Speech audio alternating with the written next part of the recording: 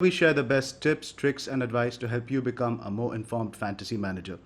I'm your host Zofa, and with me I have my co-host Pranil, India's reigning FPL number one. How are you doing, Pranil? Good evening, Zoff. Excited to be finally kicking this off with the both of y'all. Let's get this started. How was your break? Was it good? Break was good. Felt a little bit short, but at the same time a bit long. Missed the football at times. Missed the writing. Missed providing content. Glad to be back. Yeah, same here, same here. Why don't you introduce our third Yeah. guest? We also have with us a community favorite, Big Man Bakar, also known as a fantasy freak on Fantasy Football Scout. What's going on, Big Man? Yeah, thanks. Thanks for having me, Zoff. It's a pleasure to be on board. And yeah, the break was kind of short. I'm looking forward to being back in the thick of things again. And with the Shield just played yesterday, I'm extremely excited to looking forward to watching more football over the coming weeks. Yeah, it was Stat fun. Guru in the house. Stat man. He's the stat man. All right, to give you guys a quick introduction on DreamSetGo, DSG is a sports travel and experiences booking platform which offers sports travel packages for tournaments around the world. They tie up with some of the best football clubs to give you the best sports travel packages and experiences, and they also provide bespoke celebrity experiences like meets and greets, masterclasses both in person and virtually. Please visit the website dreamsetgo.co for more details.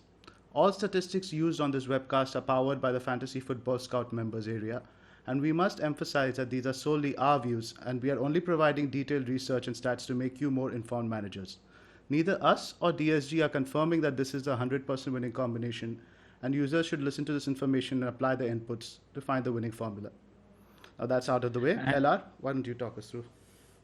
and just to give you all a brief in terms of what this webcast is about and what we're aiming to do, we are going to talk everything FPL. And my co-host Zofar, me and Bakar have very contrasting managerial FPL managerial styles. So when we were talking about FPL, we thought that we'd give you all the entire ecosystem of FPL thoughts, right from the Dallard point of view to the more Maverick point of view. So Zof, what are we going to talk about today?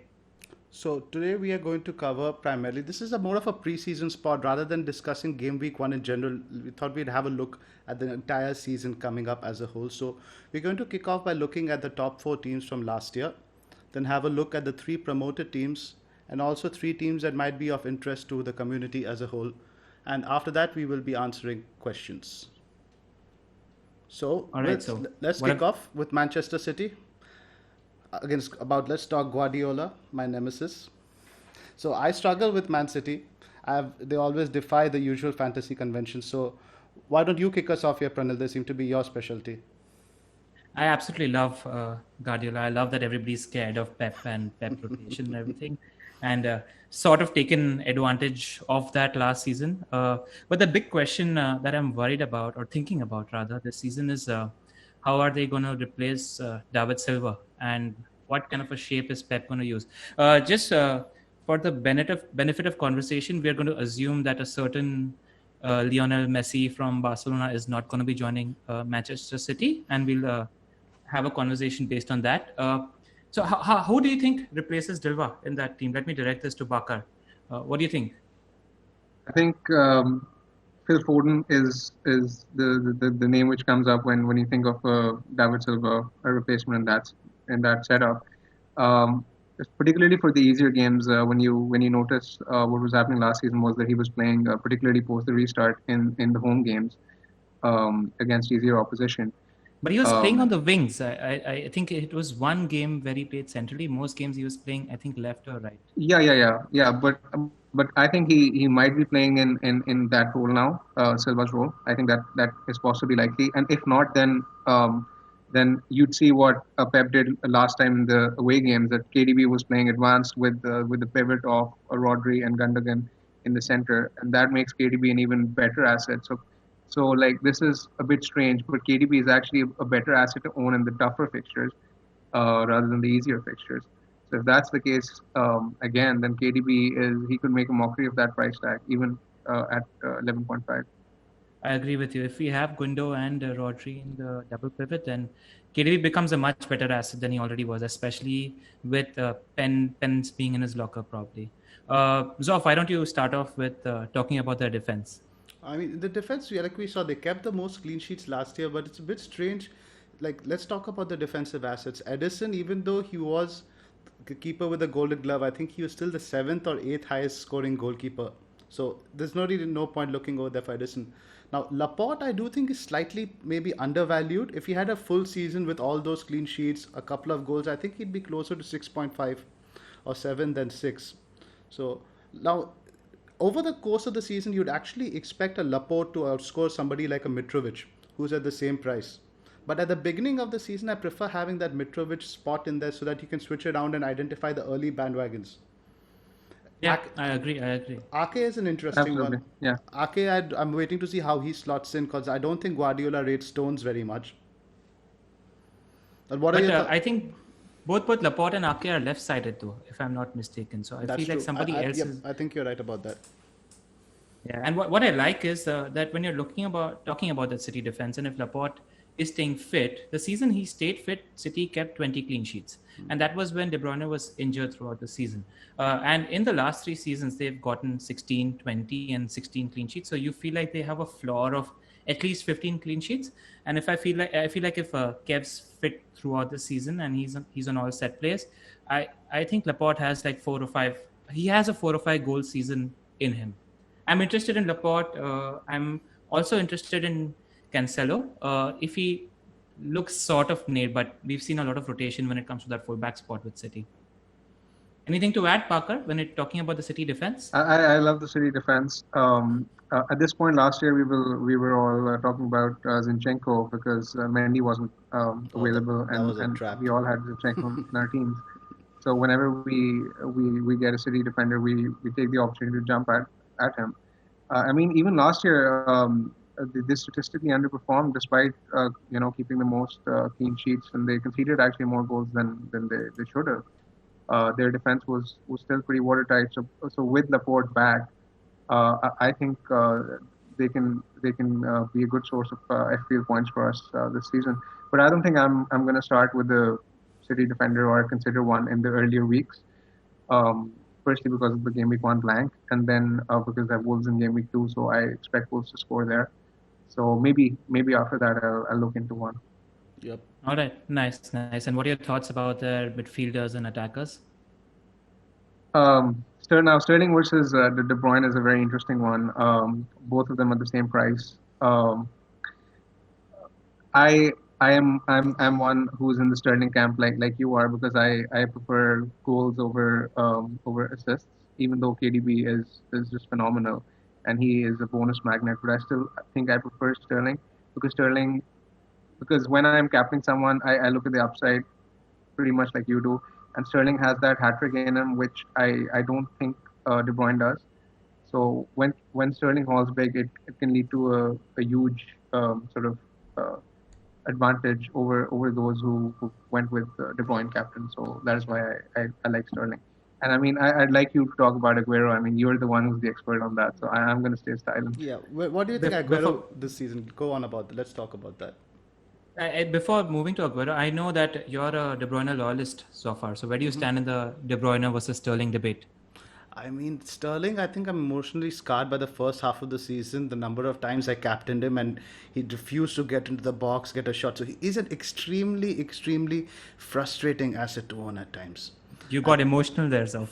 It was an emotional time, the first half of the season, trust me. I mean, beginning of the season, I told myself the same thing, that City players have the highest ceiling, the highest potential. So I think the first 14, 15 weeks, I captained Sterling over Salah most of the weeks, and it did not end well. So, but the funny thing, now you go back to De Bruyne. I owned De Bruyne for 36 game weeks, but I captained him just once. Right, so, because you don't see that upside, and maybe he's not as predictable as. That's what it is. It's not predictable. And the 1 week I did captain him, he got what I would expect: 1 assist and a bonus point. So 7 points. Right. So that is a sort of like drawback with De Bruyne. But I'd probably just back him just because I love watching him play. Simple as that. Yeah. I still haven't made a decision on the Sterling versus De Bruyne, and I'm glad that we have until game week 3 to make that decision, which looks like the route for everybody. But what's impressive is since restart, Sterling got like 9 goals. That's absolutely massive. And I feel like his relationship with the striker has something to do there, because he loves to play with Gabriel Jesus, Yeah. and not Yes. as much with certain Sergio Aguero, because Aguero is going to hog all the big chances that come in the box.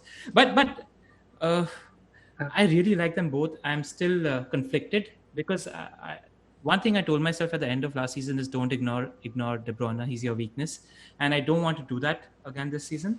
But I feel like Sterling's got a 25 goal season in him. Like, if he continues the same way they did Yeah, at I, the end I of last agree with season, that, LR. But you know what's made this even more difficult to call is now the fact that potentially De Bruyne is going to be on penalties again, like yeah. we saw post restart. So being on pens for City is huge. Huge. And anytime De Bruyne seems to get an attacking return, he seems to hog all the bonus as well.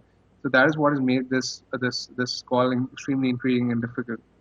What about the budget guys? What do you guys think about Foden and Mahrez? You go first, though.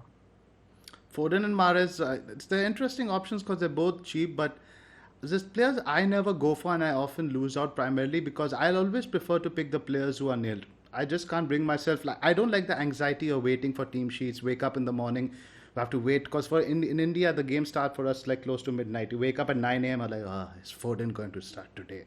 Like you're waiting, you're checking Twitter news, trying to see if there are any team leaks, and I just can't go through that. All right, all right. What about you, TFF? Yeah, I tend to agree with Zoff, but the thing with City assets is like we saw with Mahrez and Sterling numerous times at the various points post the restart, that they're so explosive, they're so good that when the game's done, dusted, they're playing against tired legs. Even if they come on, they still haul regardless. I mean, so there's that sort of argument to it, but overall, I think I agree with Zoff. I won't be starting season with either Foden or Mahrez, but if either shows any kind of form, they're straight in my team because they're absolute bargains. I think a lot Uh, depends on the five subs thing. If like, cause I think they're having a revote on that later on. If the City do get the five sub options, a lot of these guys like Sterling can plunder points we've seen in 15 minutes against tired legs. So a lot depends, I think, on that. I'm right now very heavily considering starting my season with Foden. I think he started 6 or 7 games in Project Restart, and it looks like Pep is cementing him in the first team. He played the important games in the Champions Leagues as well.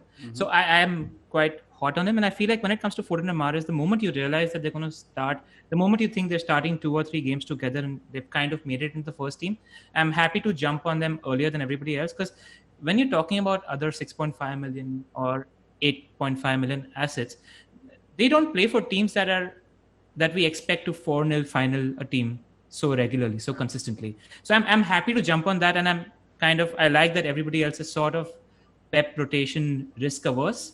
I don't come in that play style, so yeah. And then there's this Aguero, who I think is absolutely underpriced this season. I did a little article for the Scout where we spoke about how premium price players perform against weak teams and against strong teams. And against the weaker teams, Aguero averaged 1.75 returns a game, which was way above and beyond everybody else amongst the premium players. So yeah, I'm happy to go with a premium striker for sure in my team, so that I can switch to Aguero whenever I feel like in a nice home City game. We do have Leicester early season. I'm eyeing that up for an Aguero captaincy. Yeah. Fair enough. I think let's move on from Man City then. I think we've covered them a fair bit to the crosstown rivals, Manchester United.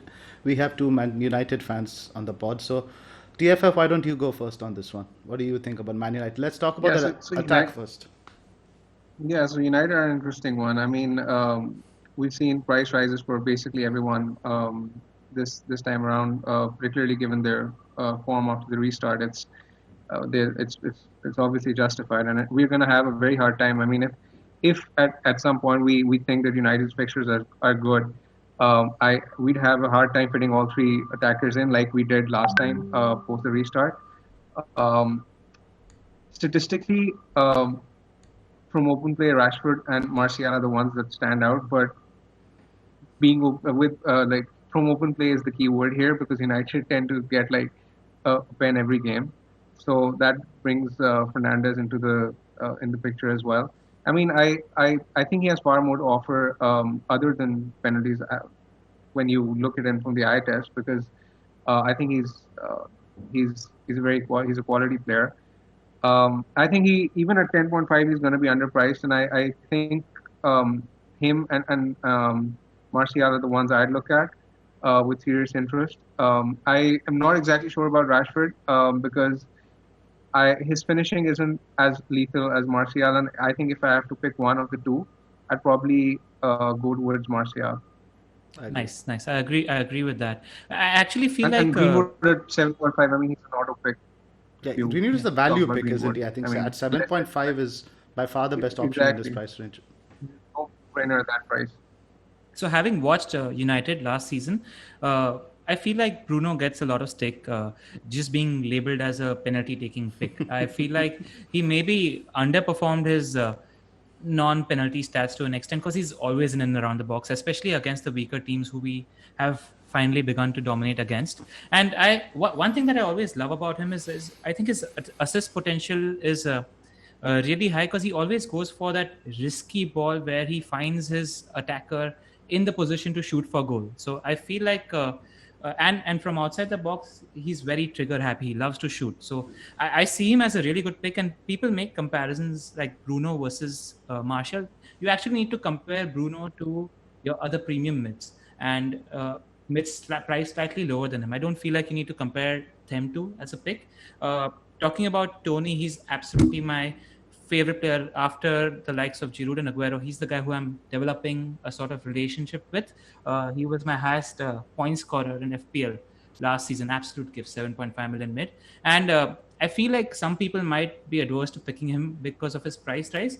But he scored 17 goals in a season where we actually only really played in one half. And once Bruno got into a team, that's when we started ticking. And I see no reason. He's improving at a phenomenal rate, and I see him having a 25-30 return season in terms of goal plus assists. And if you consider that, he's underpriced. Rashford is extremely streaky. What I'd say is, if you see him hitting form, if you see him having a couple of good games, then go for him. Otherwise, don't, because he's very streaky. And Greenwood, again, if he's going to start, if you see him starting the first game and the second game, especially if a certain Jadon Sancho doesn't come to Old Trafford, he's a great pick. The only thing that was my problem with Greenwood last season was he never got a high volume of chances. So he had very few chances, and I feel like that's got to do with age. If he involves himself in play a little more and he starts increasing the volume of chances that he gets, absolute steal. I feel like at some point this season, Foden and Greenwood are going to be permanently in everybody else's team. Wow, big call that. What about defense? Do you think that I like the value of Wan-Bissaka now at 5.5? I think United are one of the best defensive teams in terms of price points. I just need to know where Maguire's head is when the season's going to start after all that went down in preseason. But yeah, I do like the pick that I like the most from our defense is Shaw. I feel like he's got good end product. He had nothing to show for it last season, but whenever he has this tendency, whenever he starts hitting form, he tends to get injured. But when he's fit, I like him from the defense. I think at 5 million, it's a steal. Anything to add? For me, I think I agree with both of you. I think United defense has a lot of value to offer this year. Even last year, they underperformed statistically in terms of clean sheets, and they always seem to concede the odd goal, whether it was due to De Gea's form or was just unlucky. You can call it a combination of both. But I think this year, particularly with the price rises of all the attackers, I think the smart play might be to pick a defender and a couple of attackers rather than having 3 attackers at the same time. Henderson is going to be competing with De Gea this season. He's playing for United this season. So there's that as well. Yep. But I think 5.5 is a 5.5 or even 5 million for United is a very good price. Yeah, we have Lindelof at 5, if I'm not mistaken. If people want a set and forget option, we've got good fixtures to start with. I don't mind that. My pick is Wan-Bissaka. I like the number of assists he started picking up. He was actually improved his attacking output a lot, I thought, in the second half of the season. Good. Yeah, he was a winger early in his career, and he has shown those tendencies. And Ole's worked with him a lot on getting attacking output from that side, especially because we don't have a genuine winger in our team where we have a lot of inside forwards. So we do need to rely on somebody to offer that width. And I'm hoping that Wan-Bissaka improves his output. Yep. So Let's move to your boys, Chelsea. the ones that are Yes, sir. the hot topic in the FPL ecosystem right now. Let's talk about them. You're a Chelsea fan. Why don't you start? I mean, I saw the entire Brighton game yesterday, and something I noticed, it was really the first 45 minutes the team has had together, and now we are going to have an international break where the likes of Werner, etc., will head off to the national teams. You have the likes of Mount and Abraham in quarantine. I'm very excited about Chelsea's prospects as a whole. The signing of Havertz also pending, but I do think it'll take some time to bed in, because even when Werner played yesterday, he had a tendency to drift around to the left a lot, and to the point he was almost searching for the guy in the center. So maybe just it's more of a wait and watch. I'm quite enthusiastic on them overall, but maybe not as much want to jumping in. I know This is typical Zoff. So I've known Zoff for the best part of 4 or 5 years, and whenever it comes to Chelsea assets, he never likes jumping in too early. Never. He's always a little bit restrained when it comes to his own team. But do you think is that again, or are you particularly sure about your opinion this time around? I think a bit of both. We do have world-class players, but it's so strange right now because teams are not even really having any form of preseason. They're playing right now, and then you have an international break. So the first 2-3 games, I think, is going to be similar to what we saw when the restart. I think teams are going to take a little bit time to get off the ground. So, but when we do get running, I think we are going to be unstoppable. So, are you starting with any Chelsea asset in your team? I had Ziyech and Werner until yesterday. I've swapped out Ziyech now for Ali. There's some injury concerns over Hakim, but I'm still going with Werner. I'm confident about Timo because I think he can play on the left as well with Giroud. I'm waiting to see how that shapes up. And then assuming that you guys get Havertz and Pulisic is fit, out of the 4 attackers that you have, who would you have as your top 2? I would say Havertz and Werner, because if Werner plays through the middle, I noticed Loftus-Cheek was in the box a lot yesterday. He was pretty much playing as a striker. So Werner's movement is very not different from, let's say, a Abraham or a Giroud. He opens up a lot of spaces, a lot more link-up, something almost like a Firmino, but with a bit more of a presence in the box. So I think whoever he's tall as well. Yeah, and I think so whoever plays behind Werner is going to be gold. All right, nice. Anything to add, Pakkar? Yeah, I mean, like Zoff, I'm extremely excited to watch Chelsea this year. I mean, they've made a lot of signings, and I mean, often the sort of the common theme when you hear about new players coming to the Premier League and all that is that you allow them to, you have a look at them before you invest in them in FPL. But I think I'm probably going to double up on Chelsea right from the start. Werner is someone who backs up his goals statistically. He's exactly the kind of striker I like owning in FPL, who has a high XG, high amount of shots inside the box, big chances. He's top 3 XG per 90 in all of Europe. Yeah. So he's exactly the kind of striker you need in FPL, and his output backs that. So I'm looking at Werner right away. And then, yes, ideally, I would have had Pulisic if he was fit, but assuming that he's not around for Gameweek 1, then probably Havertz or Ziyech. I'll make a call on that based on the friendlies coming up. But I think I'll probably go with Havertz. Okay. One thing I noticed about Chelsea even during the restart, that they had the highest amount of big chances after City. So they were second for big chances. So I mean, they were creating a lot of big chances even back then. So with a more lethal striker around and better quality players around, I'd expect them to score quite a few goals. And they maintained those statistics throughout the season. Actually, they were second only to City when it came to XG for the season. They had a higher XG than Liverpool. So I feel like they have a lot of goals in them, and they've upgraded to world-class players in a lot of positions. I'm incredibly excited. I'm definitely having Werner in my team. I think he's underpriced at 9.5 million. And he could potentially have penalties as well now that Willian is left. And I don't know how much Jorginho is going to play. And if Havertz joins Chelsea, I think it's going to be between Werner and Havertz for the penalty duties, because both of them used to take pens for their previous clubs. So yeah, I'm interested. Another stat that stood out for me from last season is last season the City strikers, the Chelsea strikers did like 3 shots in the box per 90. Mo Salah had the same rate. So I feel like they're going to get a lot of chances, and I hope that Pulisic is fit because he's my favorite Chelsea asset.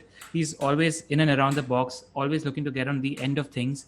And we've all heard about the famous deep cross that ZH is famous from his side, and I feel like Pulisic could be on the end of those crosses. So yeah, I'm looking to start with Werner and eyeing up one of Havertz or Pulisic if they are fit or manage to join the club. Let's talk about the defense. What do you think about that, Zoff? I liked how the positions Reece James was taking up yesterday. He was quite attacking. But the problem is Aspilicueta is sort of pretty much our team spirit. So I don't see Aspi permanently getting benched. I think he's going to change it up. I think maybe the tougher games, let's say against a Liverpool or a team where we have to be more solid defensively, is probably when he'll pick Aspi. And if we are playing against a deep block, we'll see James. I think Chilwell will see a lot more game time on the left because we really don't have any other decent left back who can play in a back four. But in general, I think it's a wait and watch for me, and waiting to see who we replace Kepa with. That's a big question as well. Yep. Big question. I'm definitely waiting and watching when it comes to your defense. Wasn't impressed at all. I know you guys have Thiago Silva coming in now, but I just am not confident when it comes to looking at that Chelsea defense. So I'm in same no here. hurry I to mean, go there. definitely not with Kepa in goal. Even though Zuma is 5 million, and if he's looking likely to start the season, I can probably see myself owning him at some point. But I probably won't start the season with him. One thing I noticed statistically with Chelsea last season was that and this was extremely noticeable, particularly with Chelsea, that their defense at home was one of the best, and away from home, the statistically was like pretty much average, mediocre at best. That man in the house. So, they're starting away to Brighton, then they have Liverpool. So, for starters, I think it's better to just avoid. All right. Good that you mentioned Liverpool because I think it's the perfect segue to talk about Yep. the last team, champions from last season, who looked pretty underwhelming yesterday, I thought. What do you think, Zoff? I think it's just that it's rustiness more so than anything. I did think they picked up a little bit more, but at the same time, I do think they need to strengthen every team after winning the title. They usually need some fresh impetus. I'm a little bit worried that Liverpool might go a bit stale, but at the same time, they're going to be up there. And Trent is so huge to that team. I think it really showed yesterday how dependent they are. They had the entire creativity was coming down the left from Robertson without Trent. So it's very different. Like, very hard to judge them without TA. Agreed. Let's talk about Trent, Robertson, and Vanjic. What are your thoughts on the defense? Pretty sure you have Trent. Are you going with a second Liverpool defender? What's your thinking there? TFF, I think you had sent me a draft. You had Robertson in there, didn't you? Yeah. Why don't you? Yeah, I have doubled up on Trent and Robertson as of now. Trent is a bit of a no-brainer. I don't need explaining why I own Trent because literally half the world owns him. With Robertson, I noticed his numbers post restart, and they have been extremely impressive. Even yesterday in the Shield, he had 3 key passes, and if not for a great save by Martinez, he would have recorded an assist for Mane, and maybe he would have gotten more attention. But I like the fact that he's kind of going under the radar. He's also on set pieces. He's sharing set pieces. He's on corners. I noticed he was taking free kicks against Stuttgart as well in the previous friendly. So that bodes well. And I've noticed that since the restart, ever since he's been on these set pieces, he's doing incredibly well in terms of bonus per minute accumulated. So he's the best among Liverpool defenders for bonus points since the restart because of his creativity. Which is why I think he's an explosive option to own, and I honestly can't see any better 7 million mid to own, or even a 7 million striker who would actually outscore Robertson. So I really like the look of Robertson. I think he can be a good differential early on, and he's explosive as well. So that's something I really like about him. They're playing Leeds, Chelsea, and Arsenal in the first 3. How many clean sheets do you see there? I can see them keeping a clean sheet against Leeds. I think Arsenal is also likely. I'm not too confident about that, but in my draft, I have Dallas to cover for Robertson in game week 2, so I'm not going to be playing him against Chelsea because I think Chelsea will score in game week 2 Big versus call, Liverpool. big call. I wouldn't bench Robertson, whatever the fixture. He got an Big call. assist at at Stamford Bridge last year. I remember that. Yeah, but I don't think his ceiling is that high in that fixture. Yeah. I'm very confident that Chelsea will score. As I just said Negative about points. Chelsea, Negative points for sure. they've been Alright. really good going forward. Even against the big sides, you notice what they did to Man City post the restart. I mean, they could have scored like 4 or 5 in that game alone. So Yeah. so I really like the look of Chelsea's assets, and I don't think Liverpool will keep a clean sheet there. So Great I call. mean, these are famous last words, so I might end up beating them later on. But Barker planning defensive rotation around premium defenders. Love to see it. Love to see just it. for 1 week, just for 1 week. As long as you have a strategy. My thinking with the Liverpool defenders is I never like owning more than one because in their juicy home games I like having Salah, Mane double up. And this season more than ever I want to leave a spot open for a third Liverpool player because a certain Naby Keita is gathering my interest. I saw the 2 preseason games and he seemed like he was in and around the box playing as a very advanced 8 in both the preseason games. I was disappointed that he didn't play last season because he was in my draft until last night and unfortunately he's gone out. But yeah, I'm definitely interested in Keita and I still haven't made a decision when it comes to Salah versus Mane. I thought Mane looks a lot sharper in preseason as well as yesterday, but I feel like there is so little between them right now. Salah gets the volume of shots, Mane gets the volume of big chances. You really, I think FPL should have maybe priced Mane 0.5 cheaper. That would have made it a decision. I think it's a non-decision sort of right now because of the penalty factor. But I don't know. I still feel like I might get tempted to go with Mane just because he looks fresh. And he has a tendency to start seasons off really well. I remember last 2 or 3 seasons, he's always scored or braced in his first game and tends to have a flyer at the start. I know that both of you all are Salah loyalists. So do you guys change your opinion based on what you saw yesterday? For me, Mane is certainly recording the better chances. Even yesterday, I agree with you. He was looking more sharper against Stuttgart. Even he had Salah didn't get a big chance in the game, and Mane had one over there as well. So it's basically 3 big chances to Salah's 0 now in two friendlies. But yeah, I think I'd still stick with Salah because I just think Pens is too huge a factor for me to overlook him. And yeah, I mean, overall, if you compare them over the course of the season, um, Salah's numbers are just better. So I'll just back that and I won't go against it, even if Mane looks sharper in these friendlies. Anything to add, How are you? Zon? No, it's Salah all the way for me because just he's so greedy. Every time near the shooting, just a player I feel uncomfortable not owning. All right. And what do you think about Keita? Any interest at all? I mean, I don't really think so because again, I think midfield is where Klopp tends to rotate the most, and I just see when Champions League proper comes along, I think it's again going to be sweating on team sheets, which I don't want to do. Okay. So let's move on to the promoted lads. We spent about 35 minutes on these guys, so let's start with that, and let's start with the champions of the championship, Leeds. So some I quick believe you've looked into some stats here. Why don't you Yep. tell us about them? So Leeds were second for goals scored in the championship on 77. Brentford scored more, 80. They were ranked third for goals scored at home, with only West Brom and Brentford scoring more. And they were first for away goals, that is 37. They had the best defense in the championship, 22 clean sheets and 35 goals conceded. So let's talk about their players.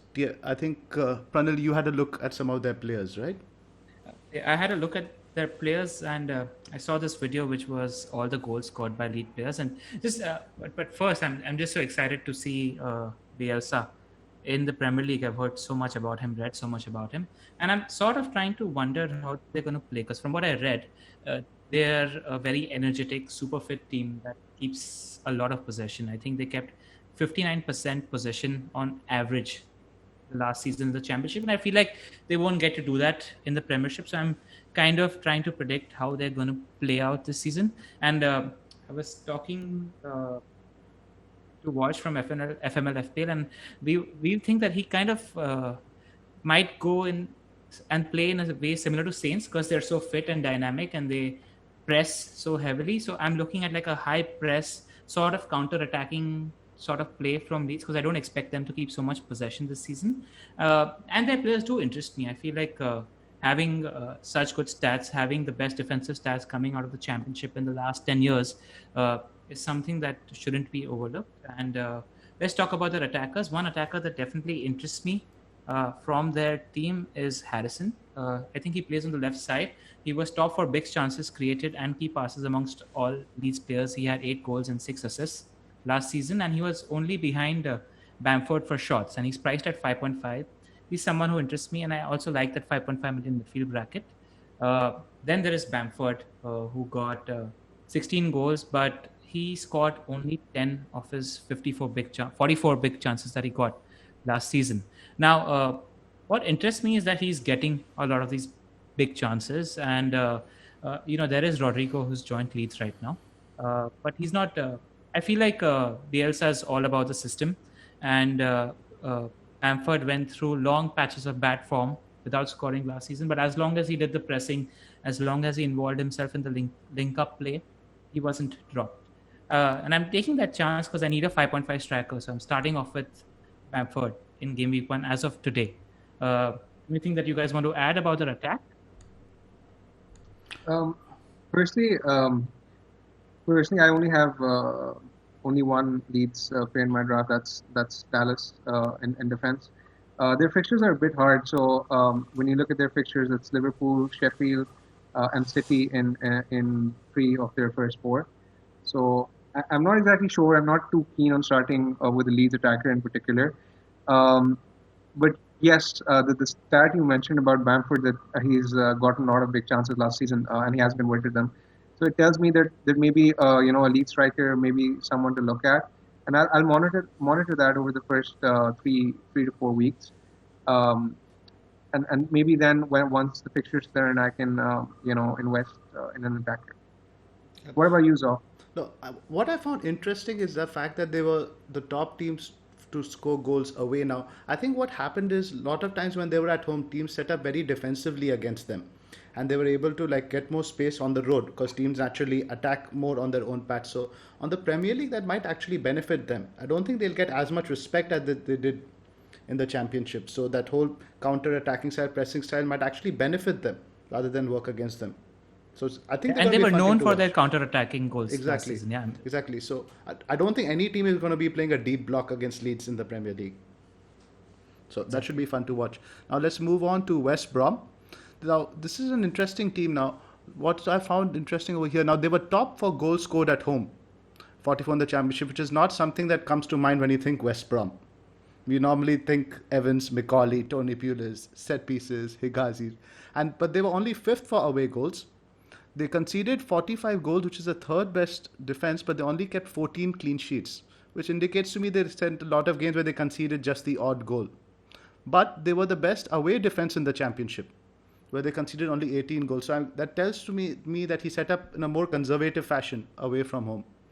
But now this is the stat I really liked. They were 11th for goals conceded at home. So they're quite open on their own patch. So that's something to keep in mind.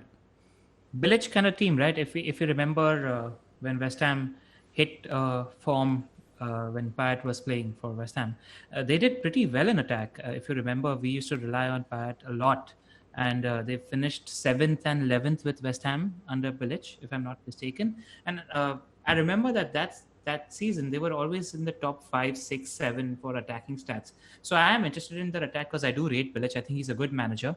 And we do have their most talked about exciting winger / number 10, Pereira, who's got 8 goals and 16 assists. They initially started off playing in a 4-2-3-1 where he played as a 10, and then he moved to the right-hand side when Bilic shifted the formation to a 4-3-3 at the end of last season. He looks interesting. I'm not jumping in early there, but I'm definitely monitoring him. Yep. I think the problem is the strikers. I think they got 10 goals apiece and a lot of sub appearances. They really need another striker. Yeah. I mean, they had what Austin And and Yeah. Robson Kanu. yeah, that's not Premier League quality. No. Not at this age. So Yeah. that's probably the Are biggest. they in? statement. Are they in the market for anybody right now? Anything that you guys have read? Not much, but they must be. Not much. They have to be. And anybody interested in their defense at all early season? They have a No, big I mean guy, the right? fixtures early on are a bit iffy. They have this Again, one. like um, they have Everton, Chelsea, Leicester, first three. So I mean those fixtures are a bit hard for clean sheets, but maybe when you look at Pereira, maybe he can do well. Another one who I'm gonna wait and watch on, but I think he can start off well. I mean Leicester aren't exactly resolute these days, and then there's Chelsea with Kepa, and Everton are without basically a midfield these days. So I mean he can start off well. He could be worth the punt at 6 million. But there's no Anybody one else getting who a? really interests me. Are you getting any Neil Etheridge vibes from their keeper Sam Johnston? Saved 6 of his 13 pens, so it looks like an interesting punt. He's definitely going to get a lot of save points. From what I read, he's a solid shot stopper and likes to save his penalties. Anybody feel like punting there? Interesting option. No, that's interesting. I mean, I'm not someone who invests in keepers because of their penalty save percentages and all that. I'd rather just trust the fixtures and clean sheets because I mean I just think that these are sort of random events which you can't predict. Yeah, So and I I'm mean, talking to two Daladish managers here, so I don't know what I was doing pitching Johnston to you guys. No promoted keeper initially, at least. They have this one big guy on set pieces. I think who's at 5 million. I think he scored 4 or 5 goals. Ajay, I don't know how you pronounce his name, but he's got like 5 goals and 8 goals in the last 2 seasons. Yeah, yeah, that's yeah, crazy. I read that. That's crazy. So But not the same West Brom. We must not forget that they aren't your Tony Pulis West Brom that we're used to. that's true. Let's move on to Fulham. Now, Fulham were 4th for goals scored at home, but here's the eye-catching stat: they were 17th for away goals. 16 teams scored more away goals than in the championship. But at the same time, they had the 4th best defensive record on the road. So that tells me something right there. Parker sets up very conservatively away from home. Now, 26 of their 48 goals conceded were at home. 8 teams had better defensive records on home turf. So it tells you a lot. Again, the open at home, attacking away. But something you have to keep in mind now before we discuss all the promoted teams. Something that drives the promoted teams early on is the crowd. Back in the Premier League, that whole field, that's going to be missing, and that is something we are now dealing with for the first time. It's uncharted territory. So how much of the crowd factor is going to be there for a promotion team in this environment is something we need to keep in mind. For sure. I kind of wonder about them because they seem like a mini Louis van Gaal sort of keeping possession for the heck of keeping possession sort of team without really creating anything. I mean, the only player who really interests me is Mitrovic because he's got 49% goal involvement, and he tends to start seasons really well. I feel like what I read was the last 2 or 3 seasons he got off to a flyer in the first 7-8 games. That's what happened in the Premiership as well. So interesting punt at 6 million. No one else that really interests me. They do have the fixtures, so if you feel like indulging in their keeper who's got a very high percentage save. 77%, the highest in the championship. Yeah, that's about it. I don't have much else to add there. And there's Mitrovic with 49.1% goal involvement. Sorry, TFF, you were saying? I was saying that when you speak of Fulham, there's only one name that comes to my mind. That's Mitrovic as well. Yeah. I mean, he sort of strikes me as the kind of striker who's like more like a Pookie or Ings, who's basically gonna have a huge part in the goals that his team scores. Because simply when Fulham score, he's more or less likely to be involved, like Pernell Leiteriser just mentioned. Even back in the days when Fulham were in the Premier League and he was playing for them, he actually had a very high volume of shots, which was very encouraging. But he kind of fell off towards the second half of the season. It was primarily because Fulham just they were so bad that every time Mitrovic used to have a chance and he used to miss, the other team used to go up at the other end and score. So he basically kind of just sort of lost confidence and he kind of gave up. But I think back in the Premier League he can start very well again. I think he's going to be on penalties as well. I was watching a few of their highlights last year, and he's exactly the kind of poacher you want. He always gets himself in good positions. He's known to be a bit of a hothead, but I think his discipline has been better over the Superb. past couple of years Wow. as well. VR is going to be So watching him now. so yeah, He needs VR to. is going to be a very crucial factor for him. But yeah, I think I'm likely to start off with Mitrovic in my side. I mean, he's the most likely sort of promoted team asset I'm likely to own heading into game week 1. Yep. All What right. about you, Zoff? Zoff?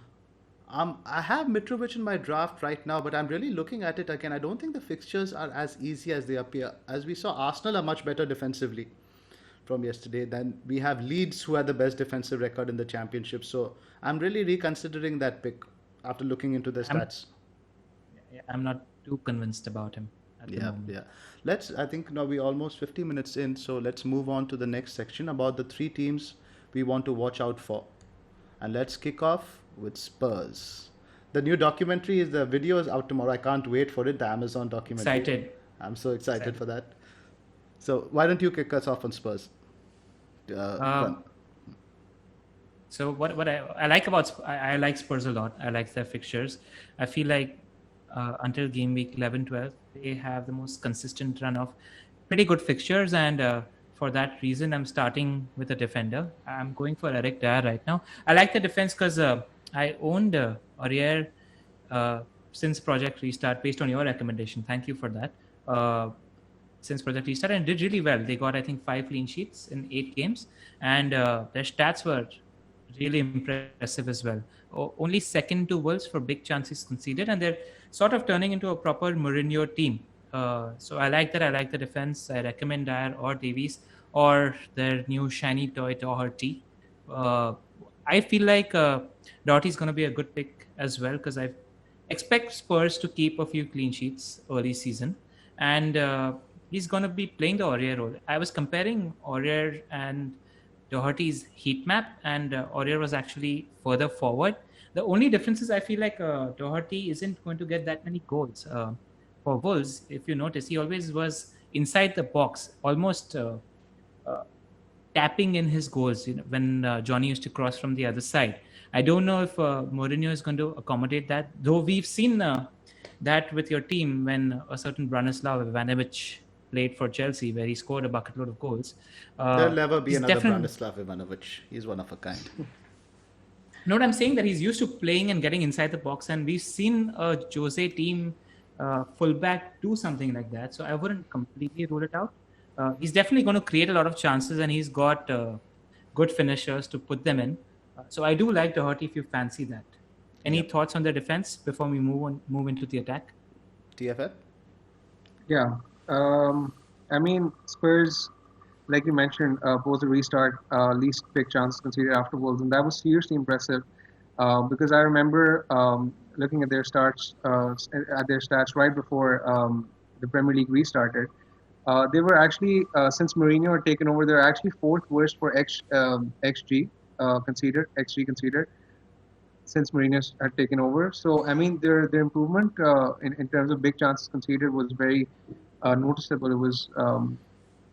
It was he's basically turned it into a Mourinho side. Yeah, he was appointed mid-season, right? So he never really got a proper preseason to drill his methods into his team, which he got during And, the and pandemic. yes, um, like yourself, I like the Davies pick, the Dyer pick, or even Doherty. I think Doherty uh, has more end product than Aurier, and he's a sort of a better player as well, in my opinion. He tends to get. I noticed that Aurier used to, get a lot of touches in the final third, but without sort of having any end product. But I think with Doherty around, he could be a great pick even at 1 million extra.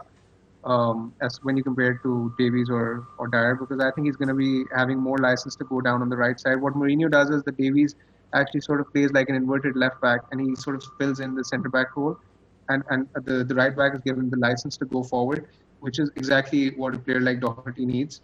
So I think he can do really well even at 6 million. Contrary to popular opinion on Twitter, I think he can start off really well.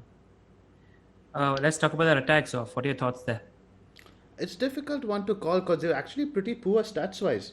Under the restart, I think when Kane scored, it scored like 4 goals from 4 shots. So it's a bit tricky. The fixtures are definitely there. And ultimately, I don't think Son is as great an option under Mourinho as he was previously. He's been playing a lot wider with Kane playing forward. But Ali is one that's been interesting me during preseason, playing through the middle, the support striker role. So that's someone I might punt on. What about Kane? Slightly bit too much if I'm not going to captain. That's the problem. I think maybe another million or maybe half a million less. But 10.5 for a player I probably won't captain in the first few. I don't know. Right. I agree. I'm with you on that. I feel like some people might fall into Son trap because when Ali, Kane, and Son are all fit, Ali plays as the second striker, sort of shadow striker, and Son is playing on the left, and he needs to keep the width because Davies doesn't move as far ahead. So, yeah, I do like you. I do like Ali as well. There's a nice stat that I read where he registered the most big chances amongst all midfielders between game weeks to 13 to 29, after which I think he got a little injury. Kane is somebody I like, but I'm not looking to start the season with him because I feel like we have Ings and Jimenez who offer pretty much the same deal at around 2 million less. Yep. We're running a bit low on time, guys. So let's just skip ahead now to Arsenal, if we could. All right. Big man, what's your thoughts on the Gunners? I mean, Aubameyang is someone who I'm sure all of us have, and if we didn't by any chance, I mean, I'm sure all of us own him after last night. I think he's a bit of a no-brainer with Fulham and West Ham in the first two fixtures. Their defense has kind of improved under Arteta. It's not just sort of apparent in the stats, but you can sort of notice it in the eye test as well. They're a bit more solid. I don't think I'm going to be starting with an Arsenal defender, but if Saliba looks like starting at 4.5, he's someone who really interests me. Tierney at 5.5, he might be a good pick, but I'm not sure whether he's going to start as a wing back. If he starts as a wing back, then he really interests me. I'm unsure who the keeper is going to be, so I'm not going to go there either. Arteta gave us no clues yesterday. Willian and Pepe, sort of they're players who sort of go hot and cold. So I mean, it's just Aubameyang for me at the moment. Like, what about you, Kate Riser? With you, Aubameyang is your ultimate flat track bully. He scored 75% of his points against weaker opposition last season. So he's a proper fixture play. Outside of that, I was interested in Pepe and Willian, but I was discouraged by not seeing either of them start. I do have Saka in my team at 5. I thought he had a really good game yesterday. I've always liked him ever since he made he played against us, and he's impressed me since. So I do have him in my team. I think he's pretty clinical with his chances created, and they're almost always on the point. So I feel like he has a few assists in him. When it comes to the defense, though, I don't know who's nailed at the moment. And if Saliba's, like you mentioned, if Saliba is starting, then I'm interested. Otherwise, I'm not interested at the moment. Yep. Let's move on to Southampton then. What do we like about the Saints? I'm a big fan. What do you think? Yeah, why don't you talk about them? Because you love Ings. Yep. I mean, I love Ings. I probably shouldn't because he punished me pretty bad last season. I think I only owned him for 2 of his 20 plus goals. So, wow. So it might be someone that maybe something I'm trying to like recover from last season. But in general, I expect them to start well. They seem to have a team that like pushes a lot of intensity, pressing, which I think really helped without the crowd. The other teams are not able to match the level of energy, the level of commitment they put forth. So Ings is an interesting one. I'm definitely having McCarthy in goal. Now the third one is where I'm a bit doubtful. Adams, Armstrong, or James Ward-Prowse. What about you? I like them. I think they're the best of the rest. I think they're going to be pushing for Europe this season. Like you, I like McCarthy a lot. I like Ings a lot. The one that I'm really interested in is Che Adams. He outstatted Ings in the last 4 games, and I noticed that Ings kind of likes playing as a 9.5, where he tends to find the spaces between the midfield and Che, who's further up, and then tends to cut in and put the ball inside the net with a straight mark finish. But if Che continues where he left off from last season, I like him as a 6 minutes. But I'm actually trying to find 0.5 in my draft to upgrade Bamford to Che Adams, because I really like him to start the season with. Again, people are worried that he's not exactly nailed, but I think Ralph doesn't have any reason to not start the season with him, and he should be good for the first 3-4 games. Yep. Outside of that, I do like Stuart Armstrong as well, who sort of plays as a 10. He's got like 2 10s who are sort of inside forwards, free roaming. I like Stuart Armstrong because he's very trigger happy when it comes to shot taking. So yeah, that's that. Yep. Big man? Yes, so Southampton are a team it's Southampton the team I'm most looking forward to watching when the season restarts. Their stats were really, really impressive statistically post the restart. Their XG was among the best. I mean, only City, Chelsea, Liverpool, and United had a better XG in the restart, and that tells me that their assets are seriously undervalued. Ings is probably value for money at even 8.5. At the moment, I don't have Ings in my draft. I have Che Adams. He really interests me. I watched the friendly yesterday where they played Swansea and they won 7-1, and I noticed the exact same thing that Late Riser was pointing out, that Adams was actually getting more in the poacher's role, while Ings was sort of playing in the number 10 role behind him, and I think that even though Adams is more of a risk for minutes than Ings, I think at 2.5 less he could represent serious value, particularly given the fact that he's likely to start the season, given that he's ended the season on form, he's in form in preseason, so he really interests me. I have McCarthy in goal because I think he's the standout 4.5 million keeper. I'm not particularly considering a midfielder because I just think they're too inconsistent. But yeah, I mean, I'm very, very likely to start with one of Adams or Ings and McCarthy. Why not double? I've been actually thinking of doubling up on Ings and Adams. I have considered a double up actually. I have considered a double up, but I don't have funds for Ings right now. Okay. Unfortunately, I have Werner, Mitrovic, and Adams in my draft. But yeah, it's something I've considered. But game week 2 against Spurs, who I just mentioned, their defense has really improved, and then game week 3 away to Burnley, I'm not too sure on a double up, but I mean I'm definitely gonna have one at least. Makes sense. Right, guys, we're almost at the hour mark now, so let's just push on now to what we look for in preseason. If you don't mind, I'll just summarize this section. Sure. And if you guys have anything to add, feel free to do that. I feel like people shouldn't pay too much attention to form when we're talking about and watching preseason, because players aren't generally sharp. So all they're doing is regaining sharpness and fitness. And what you really need to look for is the positions in which your players are playing. The managers, when they're setting up the teams in preseason, there's always a stronger team and a weaker team, which gives you an idea of what the first team sort of is. So pay attention to that. Pay attention to what the managers are saying. Look out for the manager quotes in terms of what they're talking about players' fitness, whether he's likely to start the season, etc., etc. I'll pose the question to you guys. How do you actually differentiate between a Boselli and a Michu early preseason? It's really Is there tough. any way to differentiate? It's really tough, isn't it? I mean, it's much easier to identify, I would say, a Mahrez, a player who showed glimpses in the previous season. You've seen a little bit and you've seen promising stats, see him do well in preseason. But I think with new signings, it's a bit of a lottery. It isn't as much as it is with a Hazard or a Salah, but I think it's a punt.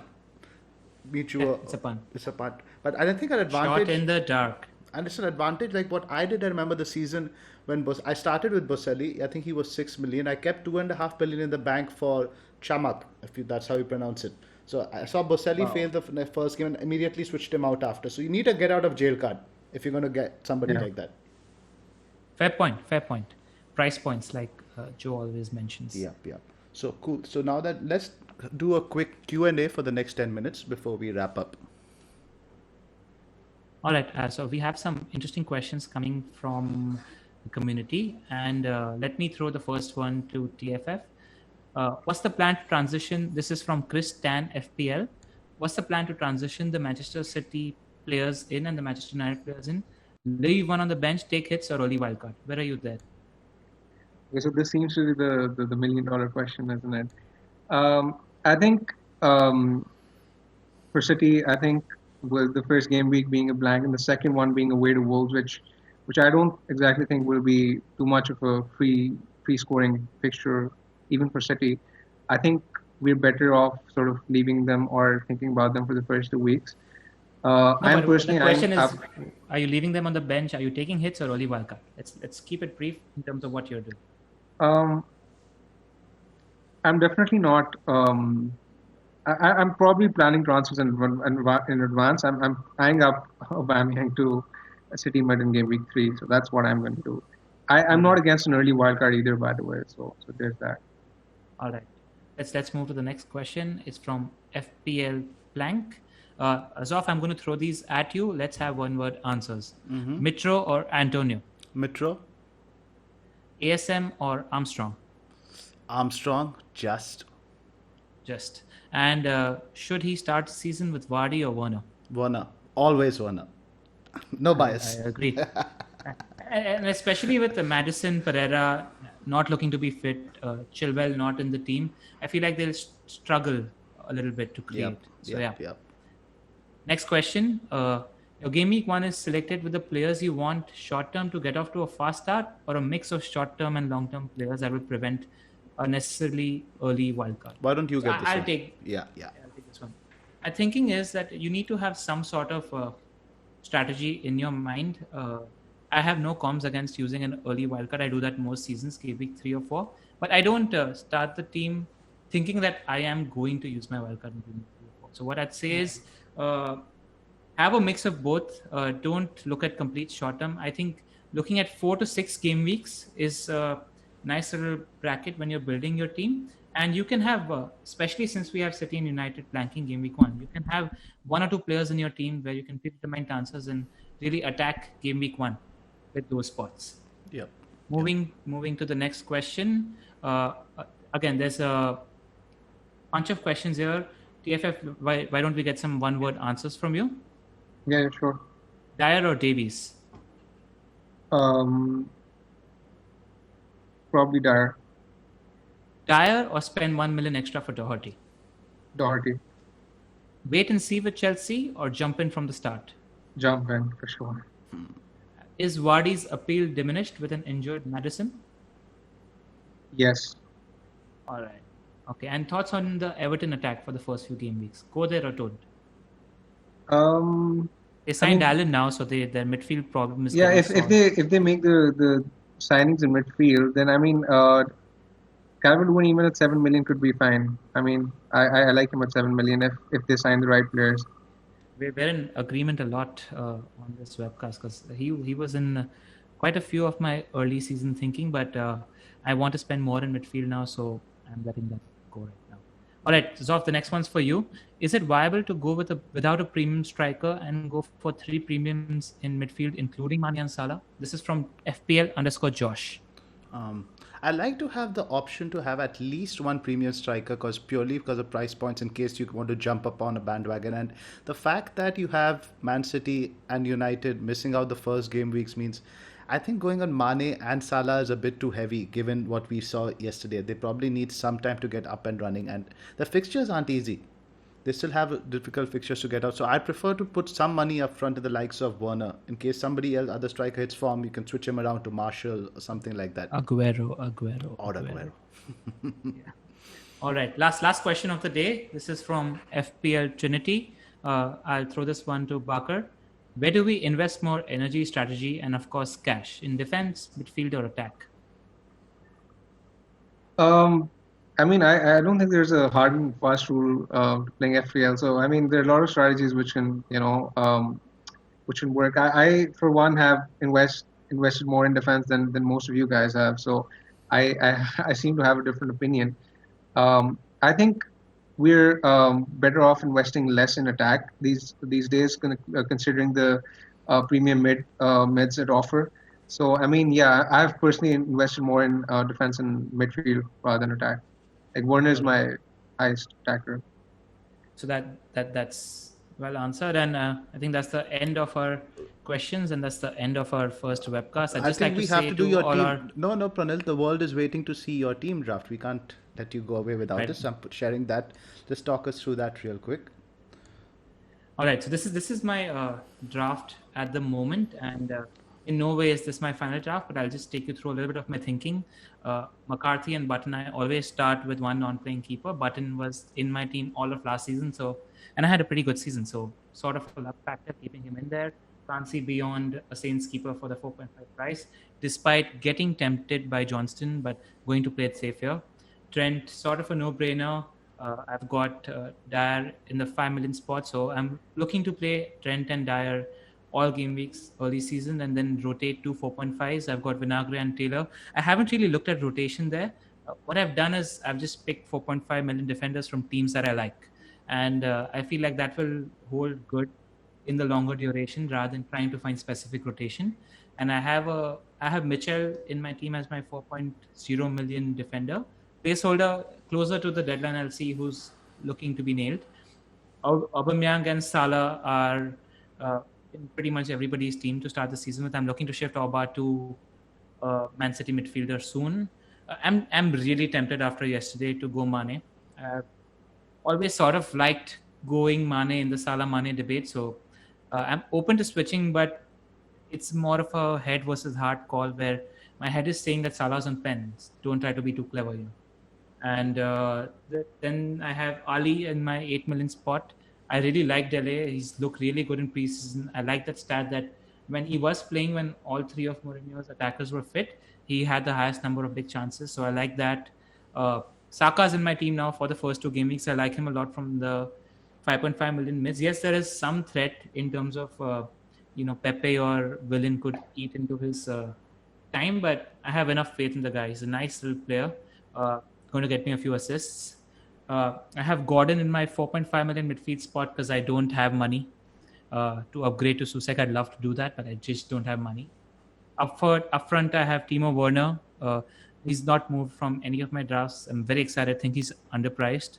I have Tony Marshall, my highest FPL scorer from last season. So that's sort of a placeholder there so that I don't mess around with my team too much. I'm going to punt in game week 1 with somebody like Ings or Antonio, who I'll decide closer to the deadline. And I have Bamford, and I really want to upgrade Bamford to Che Adams, who we spoke about. But the only real downgrade that I can see is Dyer to a 4.5 million defender, and I don't really want to compromise on a perma play position. So at the moment, I have Bamford, but I'm trying to find 0.5 to upgrade him to Che Adams. So that's my team. What do you guys think? Looks great. Now we'll just Looks running out of time, so we'll just switch over now quickly to Bakar's team. So, big man, why don't you Yeah, tell us? So yeah, I have McCarthy in goal. With McCarthy, I'm likely to have one of the Villa keepers because Heaton is injured, and whoever looks like starting the first fixture based on preseason will be my second goalkeeper because they rotate really well with Southampton. Trent is Trent; he picks himself. I've already spoken about Robertson and the double up over there. Then I have Wanager from Wolves because Wolves I think are an elite defense and he's seriously underpriced. My fourth and fifth defenders are Justin and Dallas because they can fill in for Robertson and Benager in game week 2 when Wolves play City. Are you But not if worried about Douglas, who might play as a wing back? Ealing yeah, seems like the more there's one. that as well, and I also have this in mind that if a 4.0 million defender shows up who's playing, then he's definitely going to be in my draft. But Okay. at the moment, I'm not sure, so I'm seeing what I can do with the fifth slot over there. In midfield, I have Salah. I love Salah. He's one of my favorite players in FPL. There's Aubameyang. Um, I'm not too sure about Ziyech because if Havertz comes, I'll look to upgrade Ziyech to Havertz or even to Ali. I'm not sure about him right now. Maximan is my budget midfielder at 5.5 because Newcastle their stats really improved post restart. Their fixtures are really good. West Ham and Brighton the first two. So I think he could be a good value pick early on. Bissouma is my 4.5 midfielder. I haven't really thought too much about that start at the moment, but he looks like starting. There's Then up, not much to think about that. There's literally yeah, nobody. up front there's Adams, Mitrovic, and Werner, who we've already spoken about. So yeah, that's me. What about you, Zoff? I mean, I put my team in a video out a few days ago, and I'm not sharing it again. I think we're running out of time. It's quite similar to yours. I just have Ings there instead of Adams and Davies over for Robertson. I think there's 2 million odd. That's pretty much it. So it's been great having all you guys. It's been fun. I hope everything recorded fine. We didn't have any technical difficulties. I just actually say something to the listeners. We're sort of three noobs trying to do this for the first time. So just to push aside any mistakes that we must have made in this first record, prizes to win. Thank you so much, Bakar, for being with us. It's been a pleasure. Yeah, it's been a pleasure to be on board. And thank you for having me. I'm glad to be on this podcast with you guys and on DSG. Awesome. All right. And we will see you guys next week. Have a good weekend. Bye-bye. See you.